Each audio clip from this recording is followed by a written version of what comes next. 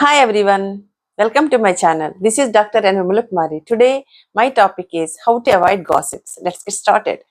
Let us start our discussion with a great quote by Richard Steele. He says that fire and swords are slow engines of destruction compared to the tongue of a gossip. ఈరోజు మనం మన గురించి ఎవరు చెడుగా ప్రచారం చేస్తున్నారు, ఎందుకు చేస్తున్నారు, వాటి నుంచి బయటపడడం ఎలా, వాటిని తట్టుకోవడం ఎలా అనే విషయాల గురించి కూలంకుషంగా చర్చించుకుందాం.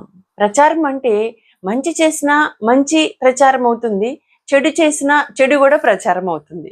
అంటే ఇక్కడ గాసిప్స్ అంటే ఏమిటి అని మనం ఆలోచిస్తే, మనం ఎవరికి హాని కలిగించినప్పటికీ, మన జీవితం మనమే జీవిస్తున్నప్పటికీ మనం మీద చెడుగా ప్రచారం చేయబడుతుంది. వాటినే గాసిప్స్ అని అంటారు. ఈ గాసిప్స్ అనేవి ఎలా ప్రచారం చేయబడతాయి, ఎందుకు చేయబడతాయి, ఎవరు చేస్తారు అనే విషయాన్ని మనం ఇప్పుడు చూద్దాం. ఈ గాసిప్స్ వల్ల మన వద్ద ఏ తప్పు లేకపోయినప్పటికీ మన గురించిగా చెడుగా ప్రచారం చేయబడుతున్నాము అని మనకు తెలిసినప్పుడు చాలా ఆవేదనకు గురవుతూ ఉంటాము. చాలా మంది తనువులు చాలిస్తూ ఉంటారు. అవమాన భారాన్ని భరించలేక చాలా మంది కృంగిపోతూ ఉంటారు. అలాగే కుటుంబాల్లో సమస్యలు వస్తూ ఉంటాయి, స్నేహితుల మధ్య సమస్యలు వస్తూ ఉంటాయి. గాసిప్స్ వల్ల మనిషి జీవితం తల్ల క్రిందులవుతుంది. ఇలాంటి పరిస్థితుల్లో మనం ఎలా వాటిని తట్టుకోవాలి అనే విషయాన్ని చూద్దాం. ఈ గాసిపర్స్ ఏం చేస్తారో తెలుసా?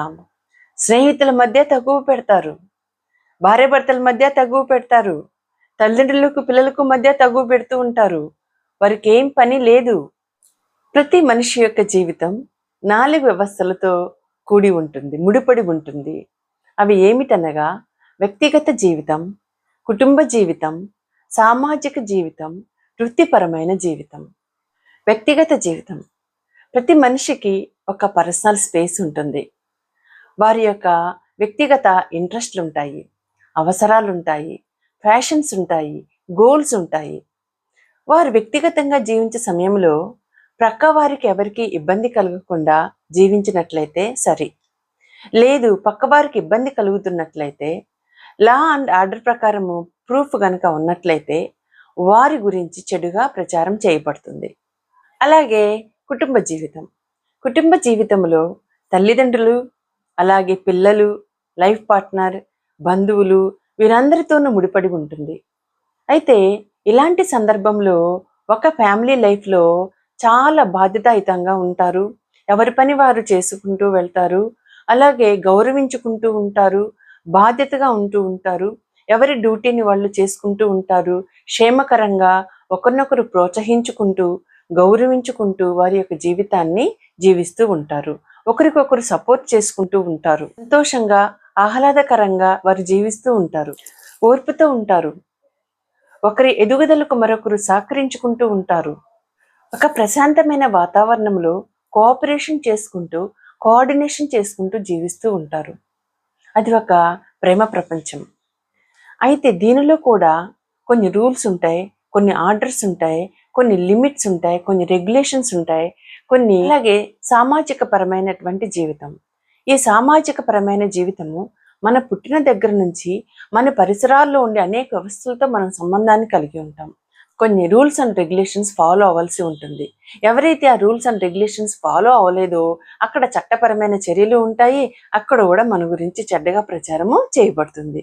వృత్తిపరమైనటువంటి వ్యవస్థ, మన పైన అధికారులు కావచ్చు, అలాగే సబార్డినేట్స్ కావచ్చు, మనకు సహాయం చేసే హెల్పర్స్ కావచ్చు, అలా అనేక రకాలైనటువంటి వ్యక్తులతో కలిసి మెలిసి మనం జీవించవలసి ఉంటుంది. అయితే అలాంటి సమయంలో కూడా అక్కడ కొన్ని రూల్స్ అండ్ రెగ్యులేషన్స్ ఉంటాయి, వాటిని ఫాలో అవ్వాల్సి వస్తుంది. అంటే ప్రతి దగ్గర కూడా ఒక క్రమశిక్షణ అనేది ఉంటుంది. రూల్స్ అండ్ రెగ్యులేషన్స్తో వచ్చే క్రమశిక్షణ కావచ్చు, సెల్ఫ్ డిసిప్లిన్ ఉంటుంది, మన స్వీయ క్రమశిక్షణ కూడా ఉంటుంది. ఈ స్వీయ క్రమశిక్షణ మనకు అనుభవాల నుంచి నేర్చుకుంటాము, మన యొక్క ఫ్యామిలీస్ నుంచి నేర్చుకుంటాము, మన యొక్క పర్సనల్ ఎక్స్పీరియన్సెస్ నుంచి కూడా నేర్చుకుంటాము. కాబట్టి మనం ఒక మనిషి యొక్క ప్రవర్తన అనేది ఈ 4 వ్యవస్థల నుంచి కూడా నేర్చుకోవడం జరుగుతుంది. మన పుట్టుకతో మన కుటుంబంలో చూసినట్లయితే మన రక్తం పంచుకు పుట్టినటువంటి అన్నదమ్ములు, అక్క చెల్లెళ్ళే అన్ని రకాలుగా ఒకే రకంగా ఉండరు. వాళ్ళకు ఒక 50% కలిసి ఉంటాయి, ఒక 50% వాళ్ళ యొక్క యాటిట్యూడ్స్ కానీ, వాళ్ళ యొక్క స్కిల్స్ కానీ, నాలెడ్జ్ కానీ, వాళ్ళకు ఉన్నటువంటి వే ఆఫ్ అప్రోచ్ కానీ డిఫరెంట్గా ఉంటుంది.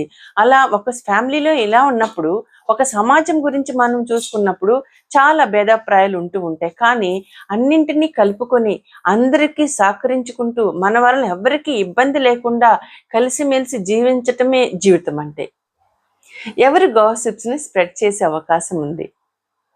కుటుంబ సభ్యులైనా కావచ్చు, బంధువులైనా కావచ్చు, స్నేహితులైనా కావచ్చు, మరియు మనతో పనిచేసే మన తోటి కొలీగ్స్ అయినా కావచ్చు, అలాగే మన బాస్ అయినా కావచ్చు, మన మీద అసూయపడే వారు ఎవరైనా కావచ్చు, మన ఎదుగుదలను తట్టుకొని వారైనా కావచ్చు, నీ సంతోషాన్ని చెడగొట్టే వారైనా కావచ్చు.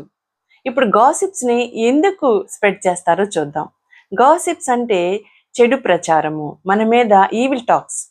కాబట్టి ఈవిల్ థింగ్స్ని స్ప్రెడ్ చేస్తుంది ఎవరు? ఆ ఈవిల్ థింగ్స్ మనం యాక్చువల్లీ చేయటం లేదు, కానీ అవి చేస్తున్నట్టుగా భ్రమ కలిగించి వాటిని స్ప్రెడ్ చేస్తూ ఉంటారు. ఎప్పుడు స్ప్రెడ్ చేస్తారంటే నీవు గొప్పగా ఎదుగుతున్నప్పుడు, అత్యంత ప్రతిభావంతుడు అయినప్పుడు, ఐశ్వర్యవంతుడు అయినప్పుడు, పేరు ప్రఖ్యాతులు సంపాదిస్తున్నప్పుడు, నీవు నీ పనిలో సమర్థుడు అయినప్పుడు, అందరూ కొనియాడుతున్నప్పుడు, నువ్వు ప్రశాంతంగా జీవిస్తున్నప్పుడు, సంతోషముగా నీ కుటుంబంతో సంతోషంగా ఉన్నప్పుడు, నీవు ఆరోగ్యంగా ఆహ్లాదంగా ఉన్నప్పుడు, నీ జీవితం ఎప్పుడైతే బాగుంటుందో, ఎప్పుడైతే నువ్వు దూసుకుపోతున్నావో అప్పుడే నీపై గాసిప్స్ అనేవి స్ప్రెడ్ చేయడం జరుగుతుంది.